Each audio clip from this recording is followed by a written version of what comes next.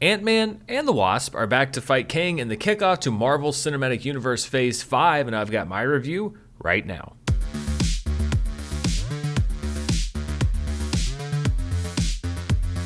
This video is brought to you by Stamps.com. Sign up with promo code Murrell for a special offer, and stay tuned after this review for more info. Hello everybody, I'm Dan Murrell here with my thoughts on Ant-Man and the Wasp Quantumania, which is the big kickoff for Phase 5 of the MCU. This will not be a spoiler review. I won't be talking about anything that you haven't seen already in trailers and other things, but if it has been in a trailer, if a character, for example, appeared in a trailer, then they're fair game for me to at least mention in this review. So if you want to go completely spoiler-free, then I would suggest avoiding everything that you've seen about this movie already. This is the third Ant-Man and the Wasp film, although this is much more about the advancement of the MCU than really any of these characters, and also having the Wasp in the title I think is just a carryover from the last movie. It seemed kind of mean to get rid of the Wasp, because sadly for Evangeline Lilly fans, I don't think there's a whole lot of time to do much more with Wasp than what we've already seen. If anything, it would be Ant-Man and Cassie if you were talking about importance of characters in this movie and who we see more. But regardless, it's the third film in this series, but more importantly the 31st film in the MCU. Peyton Reed returns to direct this third Ant-Man film with a script from Emmy-winning Rick and Morty writer Jeff Loveness in his first feature screenplay. Scott Lang, as I mentioned, is back, played by Paul Rudd. Evangeline Lilly returns as Wasp, and Michael Douglas and Michelle Pfeiffer return as Hank Pym and Janet Van Dyne. Katherine Newton takes over the role of Scott's daughter Cassie, aged up due to the events in The Snap and the Blip. And because she's a young character in a Marvel movie, she has taken up an interest in science and superheroing. We just need a map, and then we can study and explore the entire quantum realm. Your daughter built a subatomic Hubble telescope in a basement. Of course, all of our characters eventually end up getting sucked into the quantum realm, the source of the Quantumania from the title, which is now the domain of the MCU's newest big bad, or is it big bads, Kang, played by Jonathan Majors for the first time in this iteration. You're an Avenger. Have I killed you before? What? They all blur together after a while. I was going to launch into more of a summary about the plot, but when I was thinking about Ant-Man and the Wasp, it kind of reminds me of a riff on the old vaudeville joke. What's Ant-Man and the Wasp Quantumania about? I'd say about $200 million.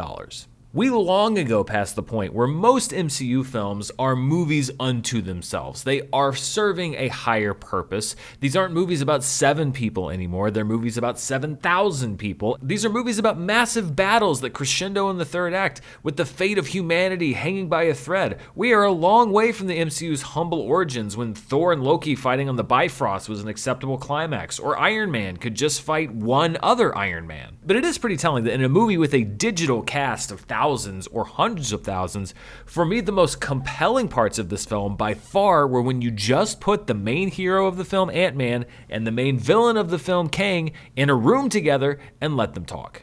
Kang, as played by Jonathan Majors, is easily the most interesting part of the film, and it's because he brings a gravity to this character that's missing from a lot of the weightless antics of the rest of the movie. From the first second that Jonathan Majors walks on screen, he is relentlessly compelling, shaped by experiences, some of which he lets us know about, some of which are, I'm sure, cryptic clues to be solved in future Marvel films. Regardless of what you think about the rest of the film, it's going to be hard not to get excited, I think, if you're a Marvel fan, by Jonathan Majors in this movie. I know a lot of people were already excited based on what we saw of him in Loki. We get even more of that in a different version. This is Kang the Conqueror. This is the big guy that the MCU wants you to buy into, and there's so much potential that we get a little bit of a hint of for the future of what Kang is going to do in the MCU. But because this is a big budget Marvel film, we also have to get side characters like Jentora, a freedom fighter, played by Katie O'Brien, Krylar, a mobster type in the quantum realm, played by Bill Murray, a notable addition to the MCU, and MODOK, the fan favorite Marvel character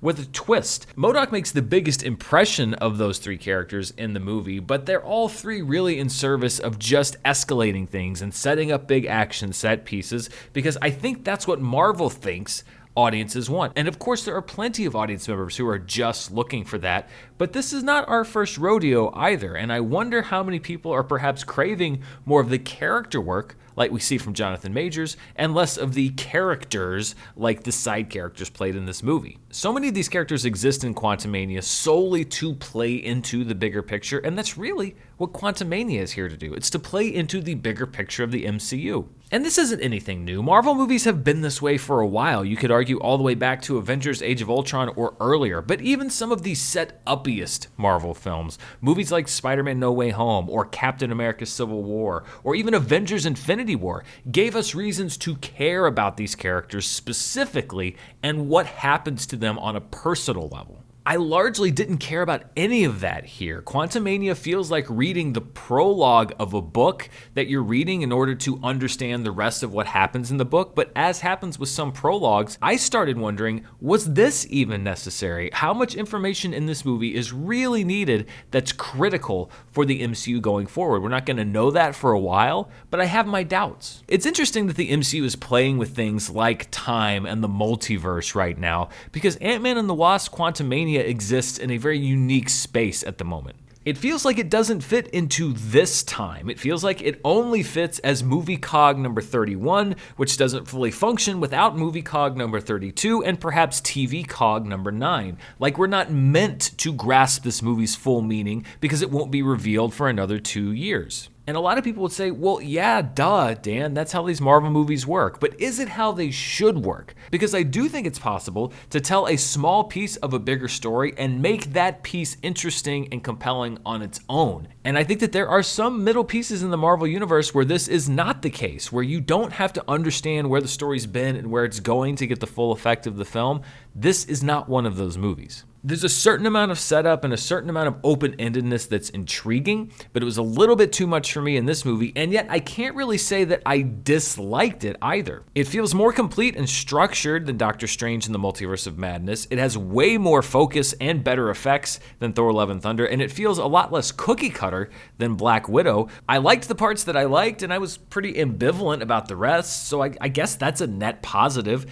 Maybe after 15 years, 31 movies, 8 shows and counting, some of the MCU magic is just gone for me. And listen, I understand that it is a tricky balance. For example, some of my other reviews when I've talked about the films, I've been saying like, well, the Marvel Universe doesn't know where it's going. What is this in service of? This is very much in service of the Marvel Universe, and here I am saying that it feels like a centerpiece and it's too much in service of something else. I understand it is a tricky balance, and that's why I operate in areas that are beyond love and hate. That's why I'm in the middle of this movie listing positive, because I understand that it's very hard to do this exactly right, and very few movies, very few franchises, very few producers, even the supercomputer Kevin Feige, could do all this properly. So perhaps in a couple years when the Kang Dynasty comes out and I see where everything's going, then I will be able to appreciate more of this movie. But today, sitting right here, I guess you might be able to call this a placeholder review. I can only judge what's in front of me. And I will say that you have a very talented cast.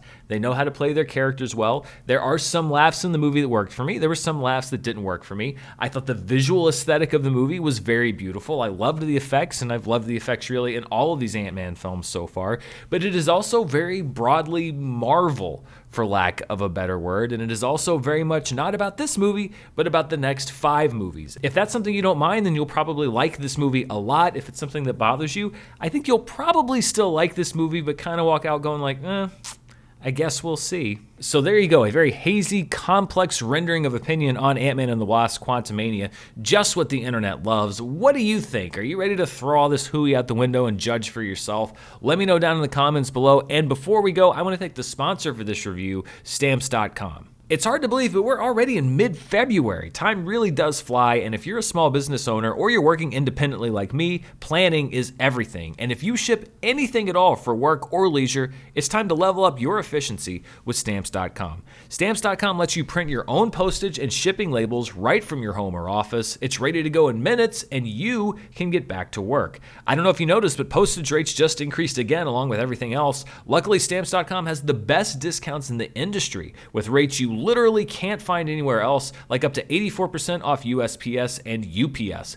Plus, Stamps.com automatically tells you your cheapest and fastest shipping options. All you need to work with Stamps.com is a computer and printer. They even send you a free scale, so you'll have everything you need to get things started. And if you need a package pickup, you can easily schedule it through your Stamps.com dashboard. Set your business up for success when you get started with Stamps.com today. Sign up with promo code Murrell for a special offer that includes a 4-week trial plus free postage and a free digital scale. No long-term commitments or contracts. Just go to Stamps.com, click the microphone at the top of the page, and enter code Murrell, M-U-R-R-E-L-L.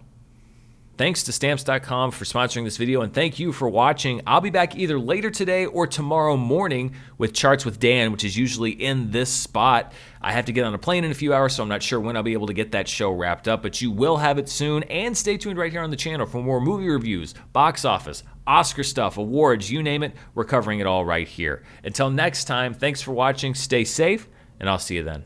Bye.